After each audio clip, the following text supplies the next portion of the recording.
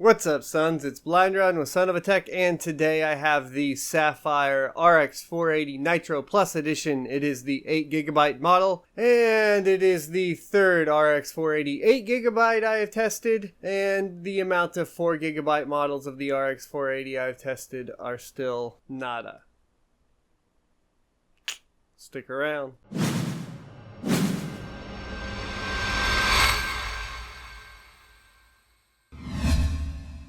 So the Sapphire RX480 Nitro Plus uses the dual X cooling design, which is essentially two 95mm ball bearing fans, which are removable with a single screw. Of course, we did see removable fans on the XFX GTR edition of the same card, and I would say that the implementation is still, in my opinion, better on the XFX version, as the clips are solid and there's two of them. On this version, there is only a single screw, and unfortunately that screw is small, so I feel like those threads at some point with frequent removal will strip out or wear down, and just doesn't seem to be as great of a design. However, the cooling design isn't all about removable fans. It does incorporate the back plate to direct airflow, and while I'm not certain that this actually does anything to improve temperatures, it does make the card more visually appealing, in my opinion, as there's no longer that gap between the actual board and the backplate itself. There is a cutout on the backplate for an LED switch and a BIOS switch. The LED switch will switch between different LED modes. Keep in mind that there is RGB lighting on this, and you can get the software off the Sapphire site if it'll come up in Google for you. The BIOS switch, while is advertised to help you prevent bad overclocks, etc., you will have to keep in mind that if you have those overclocks applied through Radeon settings, it's just going to try to reapply those when you reboot the machine. Really, what I feel the BIOS switch is handy for is if you're doing any sort of custom BIOS tweaking yourself, or trying to implement a custom BIOS that somebody else has written for the card on something like overclockers. Some other things to note right off the bat visually is you can see now that there are two display ports instead of three, and they are 1.4, and there are now two HDMI 2.0 B ports instead of a single one. This is to help with VR capability in case you want to keep an HDMI monitor plugged in full time, as well as have an HDMI out to your VR headset. Of course, we know that AMD has been pushing VR capability of the RX480 since its release, so it makes sense. We also do still have a single DVI, which is nice because that did come on the XFX GTR, but it didn't come on the reference designs, and I felt like that was lacking because I still think that DVI is very viable, especially with high refresh rate 1080p panels such as the ASYNC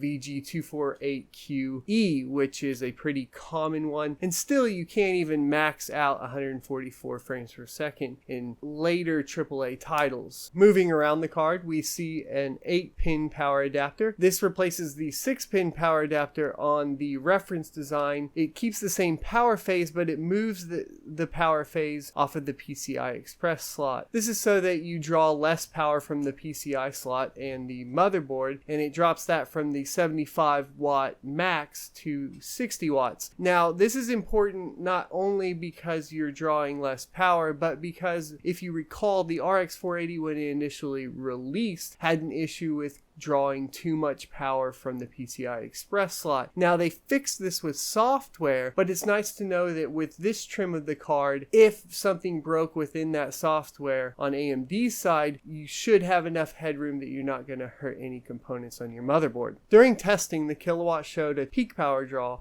at 175 watts while at stock power. If you do turn that power up to the plus 50, both the kilowatt and GPU-Z show an increase of power above 200 watts, sometimes but all the way up to 225 watts, but usually around 210. Now, I do want to point out that the Riva tuner statistics that are built into the OSD for MSI Afterburner show 130 watts with the power turned to stock, and it only shows 174 with the power turned up plus 50. So there's something going on there. That's why I use multiple software applications and the kilowatt to double check the power draw, so you guys know what to expect and what kind of power supply you need to get.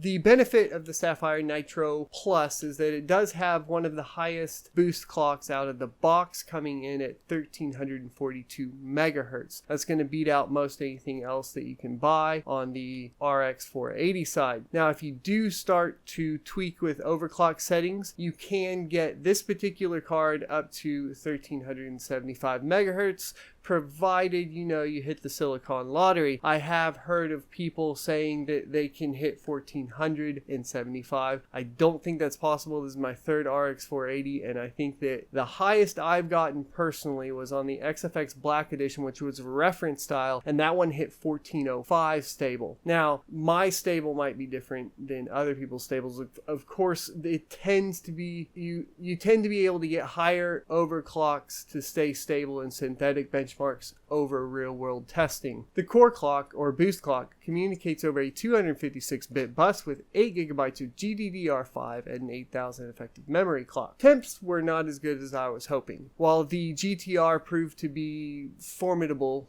or fantastic, especially with the swappable fans, with its cooling, while overclocked even, the Nitro Plus got up to an 84 degrees Celsius max temp during testing. This was on the stock fan profile, and the max RPMs of the fans were 3,144, which is about 40%, or at least that's what GPU-Z told me. Now, keep in mind that while this does run hotter than the XFX GTR, we do have a 50 megahertz overclock above what the GTR was capable of hitting. So how does that translate into games? Well, let's actually look at this and compare it to the GTX 1060 for the win, which is about a $300 card, while this one comes in at $279. Starting out with Time Spy, which is actually DirectX 12, the RX 480 scored 4,321, losing out by a few points to the 1066 gigabyte for the win. Now, I have heard that this could be because of the way they use tiled resources in Time Spy, but either way, it was kind of shocking that a DirectX 12 synthetic benchmark shows the RX 480 coming in behind the GTX 1060, especially because now when we look at the Firestrike default settings score, we get 14,015, which is a DirectX 11 synthetic benchmark, and that beats out the GTX 1060, which came in at 13,491. But that's all well and good for synthetic benchmarks. How does it perform in real world scenarios? Well, Rise of the Tomb Raider, my test for this isn't quite fully real world. I will admit that it is very high with SSAA times 4 on, which is very demanding. I do this because I have found that for some reason Rise of the Tomb Raider will completely tank an overclock, even if you're just checking for quick performance benchmark. And on the RX 480, it scored a min of 14.7, an average of 41 frames per second, and a max of 80 frames per second. So it pretty much beat out the GTX 1060 across the board there. This does continue with Forza Horizon 3 on dynamic medium preset, and the RX 480 scored a min of 38.78 FPS with an average of 76 FPS and a max of 108 frames per second. Now, in the AMD optimized Total War Warhammer on Ultra, the RX 480 scored a min of 75 frames per second, an average of 82.5 frames per second, and a max of 86. The first title in which AMD loses to Nvidia is going to be Deus Ex Mankind Divided on the Ultra preset. It's a very demanding game, and the min was 14 frames per second with an average of 45 FPS and a max of 60 FPS. For this game in particular, the GTX 1060 for the win beat it out by quite a bit, almost doubling that min frame rate loss, which is pretty important. I would note that yes, the average is better on the RX 480, but because of those dips down to 14 frames per second, yeah,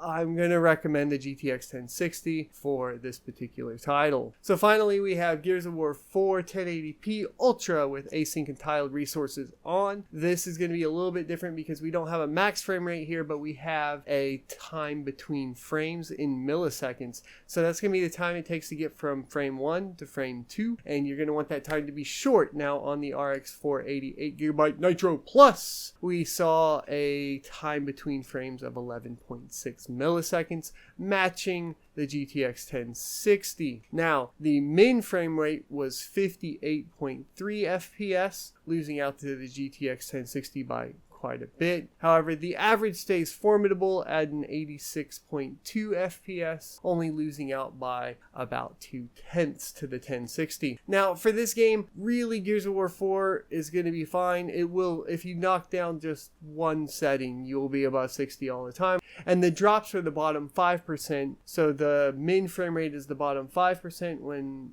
normally you would see a bottom 1%. That's just how the game calculates it. And so I would say that you're probably okay. So some final thoughts on RX480 in general and how the Nitro Plus stacks up against the competition. I think that the power design was a smart move. I think the fans are a smart move. However, I do think that the XFX GTR edition does implement the swappable fans a lot better. I think that the GTR version from XFX also performs better with cooling. However, we do get a higher overclock on the Nitro Plus, which is cool. Now, if that translates well enough into games for you, that's going to be up to you. I would personally still probably stick with the XFX GTR trim of the RX480. Hope you guys enjoyed. Be sure to like, comment, and subscribe down below, and I will see you next Tuesday.